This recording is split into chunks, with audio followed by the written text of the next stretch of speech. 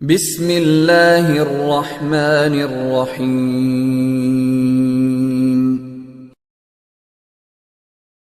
حضرت عمر رضی اللہ عنہ کہتے ہیں کہ رسول اللہ صلی اللہ علیہ وآلہ وسلم نے فرمایا، جب رات آ جائے، دن چلا جائے اور سورج غروب ہو جائے تو روزہ دار روزہ کھول لے۔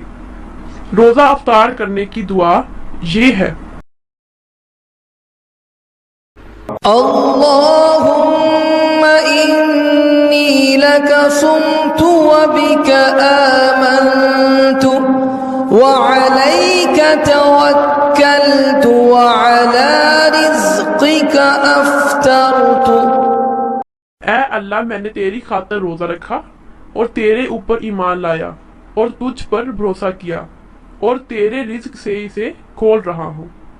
رسول اللہ صلی اللہ علیہ وآلہ وسلم نے فرمایا، تین باتیں اخلاق نبوت سے ہیں: ایک، روزہ جلدی افطار کرنا، دو، سحری دیر سے کھانا، تین، نماز میں دایاں ہاتھ بائیں کے اوپر باندھنا۔